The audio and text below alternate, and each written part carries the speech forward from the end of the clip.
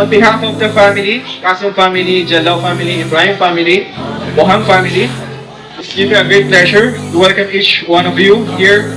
Actually, it's a blessing for you to be here and it's a barakah, bi'idhnillah inshallah, ang pag-gathering na pabyahon. It's this feeling, I know it's gonna be okay, cause you are here to stay. There's no doubt and it's getting stronger. It's the path you have chosen for me. And I can't stop thinking about you. I know you're here by my side. You're the reason I feel so amazing. Thank you for being part of my life. Ang pagkakaroon ng isang anak ng dalawang parents ay isang biyayang malaki galing sa Allah subhanahu wa ta'ala. May binanggit ng Allah subhanahu wa ta'ala sa Quran. Bismillahirrahmanirrahim. Walillahi mulkus samawati wal ard. Yakhluqu ma yasha wa yahabu liman yasha. Yahabu liman yasha inatha wa yahabu liman yasha dhukur. Ang Allah subhanahu wa ta'ala, siya ang pumili na sa isang parent na magkaroon sila ng isang anak na lalaki. Wayahabu liman yasha inatha. Siya rin ang pumili kapag ang ibibigay niya sa dalawang parents ay babae. Aw yuzawwijuhum dhukrana wa inatha. O kaya ibibigyan ng Allah subhanahu wa ta'ala ang dalawang parents na yan, mix babae o lalaki ang anak nila. Being part of my life. Subhanallah, alhamdulillah, I can't live without my dear. Subhanallah, alhamdulillah, I can't live without my dear.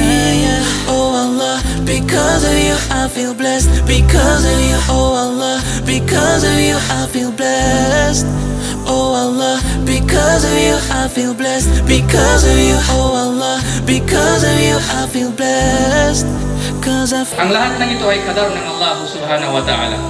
Kaya malaking pagpapasalamat ng parents na sila ay binayaan ng Allah subhanahu wa ta'ala ng anak o higit pa sa isa. Kaya mga kapatid, sa pananampalatayang Islam, ang celebration ngayong gabi, hindi lang ito para sa kasiyahan natin, kundi ito ay papasalamat dahil biniyayaan tayo ng Allah subhanahu wa ta'ala. Pangalawa, ang biyayang ito hindi lamang zinatul hayatid dunya, hindi lamang palamuti sa dunya, sa mundong ito. Dahil kapag mayroon kang anak, magiging parang masaya ang iyong buhay sa loob ng bahay. Pero hindi lang yan, sabi ng Allah subhanahu wa ta'ala. Dahil ang pagkakaroon ng isang anak o mga maraming anak, ito ay pagsubok sa atin. thank you for being part of my life. Subhanallah, alhamdulillah, I can't live without my dear. Subhanallah, alhamdulillah, I can't live without my dear.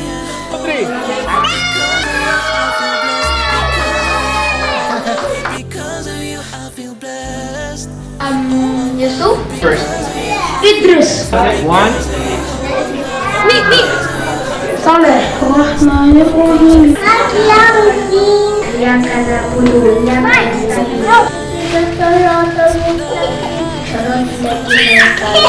غير المغضوب عليهم ولا الضالين آمين.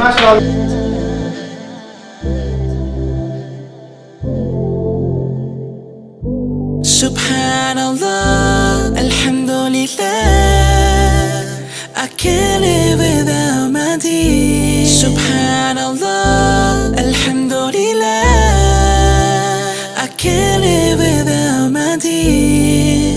Oh Allah, because of you I feel blessed. Because of you, oh Allah, because of you I feel blessed. Oh Allah, because of you I feel blessed. Because of you, oh Allah, because of you I feel blessed.